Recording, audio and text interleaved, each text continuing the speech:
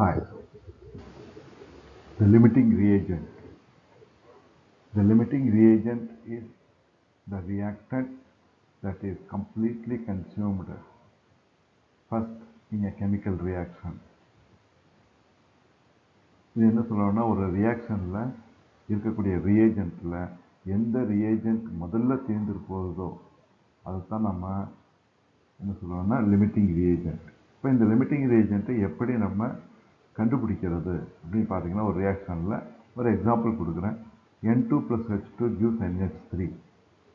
இந்த ரியாக்ஷனை வந்து ஃபஸ்ட்டு என்ன பண்ணிக்கணும்னா பேலன்ஸ் பண்ணிக்கணும்.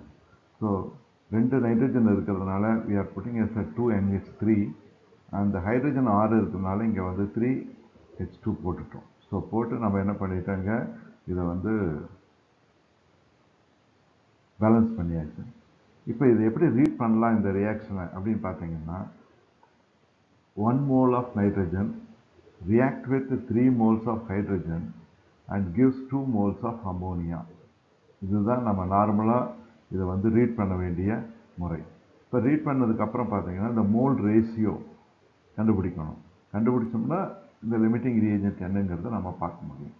இந்த மோல் ரேஷியோ கண்டுபிடிக்கிறதுக்கு என்ன பண்ணணும் அப்படின்னா, த கிவன் மோல்ஸ், இப்போ எந்த ரியேஜென்ட் எவ்வளவு கொடுத்துருக்குறாங்க அப்படிங்கிறத மேலே போட்டுக்கணும், அது இன் மோல்ஸில் போட்டுக்கணும்.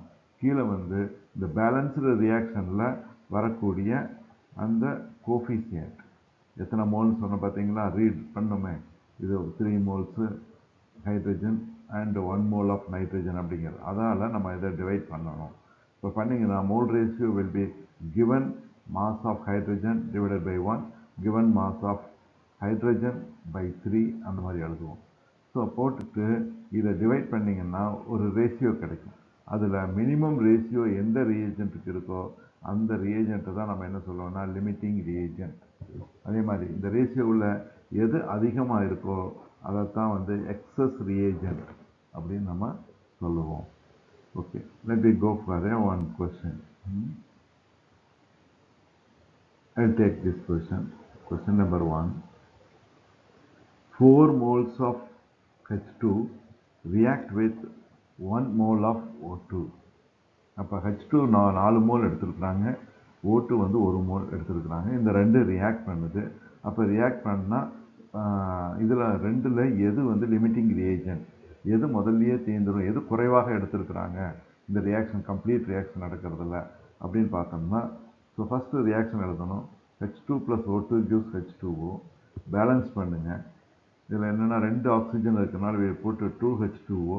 இப்போ 4 ஹைட்ரஜன் இருக்குது, so I will put 2H2. Okay, சரி. இப்போ அடுத்தது என்ன பண்ணணும், ரீட் பண்ணணும்.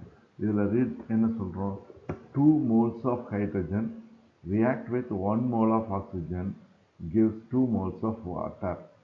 இதில் என்ன மீனிங் அப்படின்னா, 2 ஹைட்ரஜன் வந்து 2 மோல் எடுத்தோம்னா இந்த ரெண்டும் கம்ப்ளீட்டாக ரியாக்ட் ஆகணும்னா ஆக்சிஜன் 1 மோல் அளவுக்கு நமக்கு எடுக்கணும். இப்போ இதில் ஆக்சிஜன் வந்து ஒரு வேளை குறைவாக எடுத்திருந்தோன்னா, 1 மோலுக்கு கம்மியாக எடுத்திருந்தா என்ன ஆகும்னா இது கம்ப்ளீட்டாக ரியாக்ஷன் கன்வெர்ட் ஆகிருக்காது. அப்போ எந்த அளவுக்கு ஆகிருக்கும், எந்த அளவுக்கு வாட்டர் ப்ரொடியூஸ் ஆகிருக்குன்னா, இதில் எது லிமிட்டிங்காக இருந்ததோ, எது குறைவான அளவில் இருந்ததோ அதனுடைய குவான்டிட்டிக்கு தகுந்த மாதிரி தான் இந்த ப்ராடக்ட் வந்திருக்கும். இதைத்தான் நம்ம வந்து லிமிட்டிங் ரியேஜென்ட் அப்படின்னு பார்க்குறோம். இப்போ மோல் ரேஷியோ கண்டுபிடிக்கணும். ஆஸ் யூஸ்வல் மோல் ரேஷியோ பார்த்தீங்கன்னா given mole divided by the coefficient that is observed in the balanced equation. அப்போ 4/2.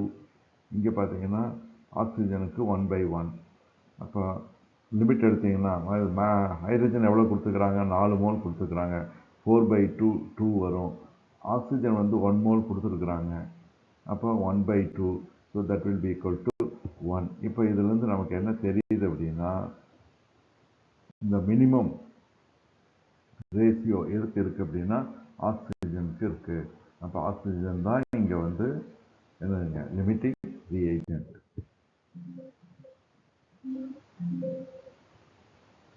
Okay, question number 2. 2 mole of N2 react with 5 moles of H2. How many moles of ammonia produced அப்படின்னு கேட்குறாங்க. How many moles of ammonia produced? அப்போ என்ன பண்ணணும், as usual equation எழுதணும். N2 plus H2 gives NH3. Balance பண்ணிங்கன்னா N2 plus 3H2 gives 2NH3 வரும். So இதை எப்படி ரீட் பண்ணலாம், 1 mole of nitrogen react with 3 moles of hydrogen and gives 2 moles of ammonia. இதை நம்ம அதை ரீட் அவுட் பண்ணுறது.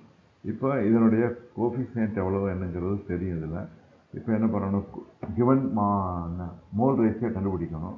அதுக்கு எவ்வளோ மோல்ஸ் கொடுத்துருக்குறாங்களோ அதை வந்து இந்த கோஃபிஷியன்ட்டில் இருக்கிற நம்பரால் டிவைட் பண்ணணும். அப்போ டிவைட் பண்ணிங்கன்னா எத்தனை மோல், 2 moles of N2 சொல்லிக்கிறாங்க. அப்போ 2 divided by 1 இங்கே வரும். அடுத்தது பார்த்தீங்கன்னா இதில் என்ன வரும், கொடுத்துருக்கிறது வந்து 5 moles, இங்கே கோஃபிஷியன்ட்டில் 3, அப்போ 5/3. அப்போ டிவைட் பண்ணிங்கன்னா யூ வில் கெட் 2 and 1.67 ரெண்டு கிடைக்கும். இதில் எது லோயஸ்ட் வேல்யூ, 1.67. அப்போ எது limiting reagent, 1.67 will be the limiting reagent. Okay, இப்போ இந்த லிமிட்டிங் ரியேஜென்ட் மட்டும் தான் எடுத்துக்கணும்.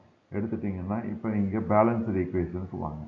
பேலன்ஸ்டு ஈக்குவேஷனில் என்ன சொல்கிறோம், 3 moles of hydrogen gives 2 moles of ammonia அப்படின்னு சொல்கிறோம். ஓகே, அப்போ இதில் என்ன மீனிங்னா 3 moles ஹைட்ரஜன் எடுத்திங்கன்னா உங்களுக்கு 2 moles அமோனியா கிடைக்கும். இப்போ இங்கே எவ்வளோ மோல்ஸ் எடுத்துருக்குறோம், 5 moles எடுத்துருக்குறோம். அப்போ 3 molesக்கு 2 moles அமோனியானா 5 moles of H2க்கு we will get 2 into 5/3, that is 3.33 moles of ammonia will be produced. இது ஆன்சர் எங்கே இருக்குங்க, Dயில் இருக்கு, 3.3 moles of ammonia. So that will be the answer. So I will give one more question. Question number 3. So what is the volume of CO2 produced at STP when 150 gram of calcium carbonate undergoes complete decomposition? Okay. இதுக்கு என்ன பண்ணணும், equation எழுதணும். என்ன மாதிரி equation இது, decomposition of calcium carbonate. So calcium carbonate decomposed to give calcium oxide and carbon dioxide. Okay, mole ratio கண்டுபிடிக்கணும். இது வந்து பேலன்ஸ்டாக இருக்குது already. So directly will come for mole ratio. அப்போ given moles of calcium carbonate எடுக்கணும். Calcium carbonate மோல்ஸில் கொடுக்கல, அதுக்கு பதிலாக கிராமில் கொடுத்துருக்குறாங்க. அப்போ கிராமில் இருந்து மோலுக்கு எப்படி கண்டுபிடிக்கிறது, number of moles will be equal to mass divided by molecular mass.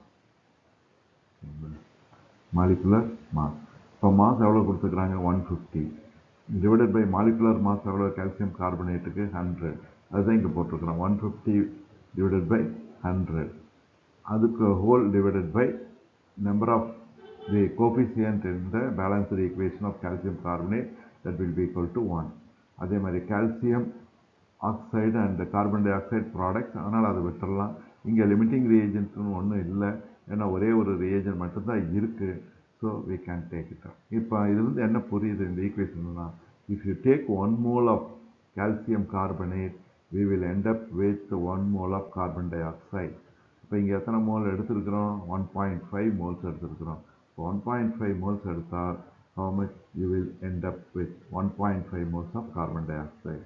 So therefore 1.5 mole of calcium carbonate produces 1.5 moles of carbon dioxide. ஆனால் அங்கே என்ன கேட்டிருக்கிறாங்கன்னா, the volume of carbon dioxide எவ்வளோன்னு கேட்டிருக்கிறாங்க at STP. இப்போ இதுக்கு நமக்கு என்ன தெரியும் அப்படின்னா, 1 mole of any gaseous substance at STP occupy 22.4 liters. அப்போ 22.4 liters. Therefore 1.5 moles of carbon dioxide at STP occupy 22.4 into 1.5, that will be equal to 33.6 liters. அப்போ இது வந்து நம்ம ஈஸியாக கண்டுபிடிக்க முடியும். அப்போ ஒரு ஈக்குவேஷனில் நீங்கள் மோல் கொடுத்தாலும் சரி, வெயிட்டில் கொடுத்தாலும் சரி, அதை வச்சுட்டு எது லிமிட்டிங் ரியேஜென்ட்னு மோல் ரேஷியோ எடுத்து கண்டுபிடிச்சிட்டு அதுக்கப்புறம் என்ன பண்ணணுங்க, எவ்வளோ ப்ராடக்ட் வருது, அந்த ப்ராடக்ட் மாஸ் எவ்வளோ இருக்கும், அந்த ப்ராடக்ட் கேசிஸாக இருந்ததுன்னா எஸ்டிபியில் எவ்வளோ வால்யூம் ஆக்குப்பை பண்ணணும், இந்த மாதிரி எல்லாமே நம்மளால் கண்டுபிடிக்க முடியும். தேங்க்யூ.